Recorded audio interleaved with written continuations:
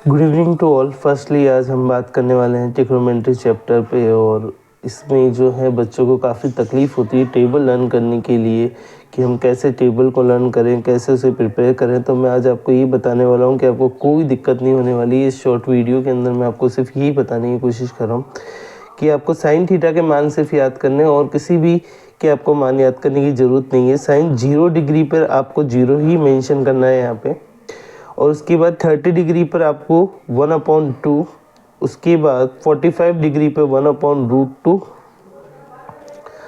उसके बाद √3/2, और 90 डिग्री पे आपका आ जाएगा 1। उसके बाद आपको कुछ नहीं करना, कॉस थीटा के अंदर यही मान आप उल्टे कर दो। जैसे फर्स्ट 1 और लिख दो कॉस थीटा में, फिर आ जाएगा √3/2, फिर आ जाएगा 1/√2, फिर 1/2 और फिर 0। अब एक चीज़ ध्यान रखना कि tan थीटा इक्वल टू होता है sin theta upon cos theta. tan theta equal to sin theta upon cos theta. तो मैं आपको इस तरीके से यहाँ पे बताऊँगा।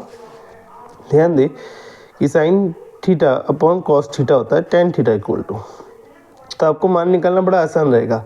ये sin थीटा की 0 डिग्री पे वैल्यू थी आपकी 0, और 0 डिग्री पे cos थीटा के अंदर वैल्यू थी 1। अब 0 में अगर आप 1 का डिवाइड दोगे तो ऑटोमेटिकली क्या आएगा? 0। ठीक है, तो यहाँ पे tan थीटा पे 0 डिग्री पे आपका आंसर रहने वाला है 0। अब 30 डिग्री पे देखो आप क्या क्या है, 1/2 और √3/2।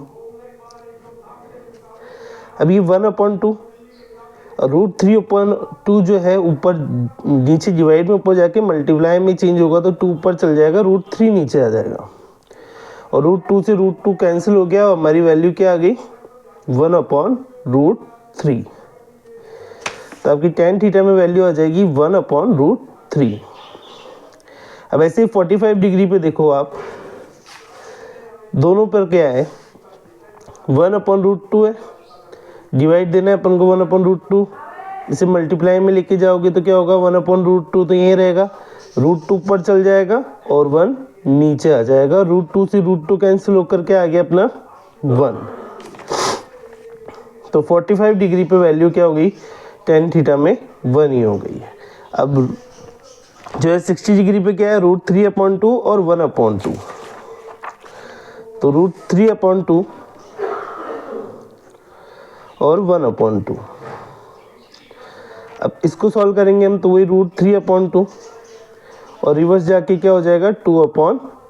2 से 2 कैंसिल हो जाएगा, √3/1 हो जाएगा। नीचे 1 की कोई वैल्यू नहीं होती तो आप सीधा क्या लिखेंगे? √3 लिखेंगे। इसी तरीके से अगर हम 1 में 0 का डिवाइड देंगे तो क्या आएगा? इन्फिनिट का साइन आएगा। अब आपको कुछ नहीं करना है, cot थीटा में tan थीटा का रिवर्स कर दो।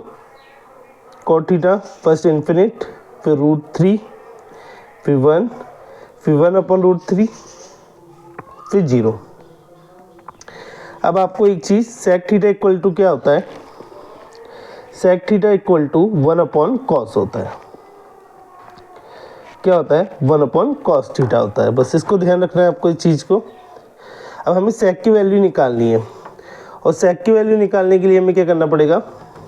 1/cos होता है तो cos की वैल्यू रखते जाओ, 1 ऊपर रहेगा। cos 0 पे क्या था? 1 था, तो 1 में 1 का डिवाइड लगाओगे क्या आएगा? 1 ही आएगा। तो यहाँ पर 1 ही आने वाला है। ठीक है, अब √30 डिग्री पे देखो आप, √3/2 है, तो यहाँ पर 1 रहेगा और नीचे आ जाएगा √3/2।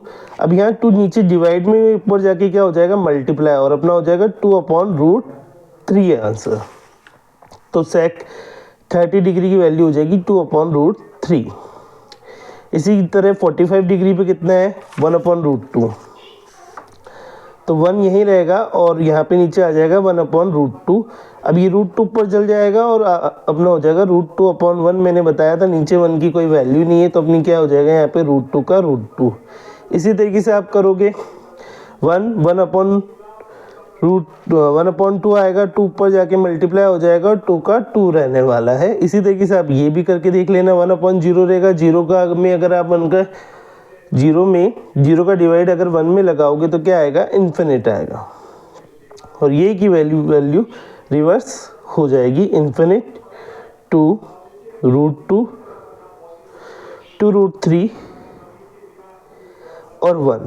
और इस तरीके से आप पेपर में बोर्ड में अंदर जाकर बोर्ड में आप पीछे रफ वर्क लिख कर या रफ पेपर लिखा हुआ होगा कॉपी के पीछे, तो आप उस पर ये टेबल जाके पहले बना सकते हैं, जिससे आपका ये क्वेश्चन करने में आसानी होगी और आपको याद भी नहीं करना है, सिर्फ साइन की वैल्यू याद करनी है। और साइन की वैल्यू याद करने में कोई ज़्यादा दिक्कत भी नहीं आने वाली कि 0 डिग्री पे 0 ही रहने वाला है, 30 डिग्री पे 1/2।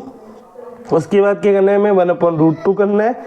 60 डिग्री पे क्या हो जाएगा, √3/2 हो जाएगा और 90 डिग्री पे 1 ही रहने वाला है। अब इसका रिवर्स वैल्यू कॉस में हो जाएगी और tan थीटा हम कैसे निकालेंगे, sin/cos। साइन की वैल्यू ऊपर रखनी है, कॉस की वैल्यू नीचे रखनी है, डिवाइड करके सॉल्व करते रहना। tan की वैल्यू हो जाएगी, tan का उल्टा cot होता है, और sec की वैल्यू कैसे हो जाएगी, 1/cos। तो 1 के नीचे cos की वैल्यू रखते जानी है हमें डिग्री वाइज और उसमें को सॉल्व करते जाना है। तो sec की वैल्यू हो जाएगी, उस sec का उल्टा क्या हो जाएगा, cosec। इस तरीके से आपकी ये पूरी टेबल कंप्लीट हो जाएगी। होपफुली आपको समझ में आ गया होगा डेफिनेटली। और आगे की वीडियोस के लिए आप अप्रिशिएट करें, वीडियोस को ज़्यादा से ज़्यादा सब्सक्राइब करें, लाइक करें, ताकि आपके पास अच्छे से अच्छे तरीके से हम मैथमेटिकल प्रॉब्लम को सॉल्व करके आप तक पहुंचा सके। Thank you very much.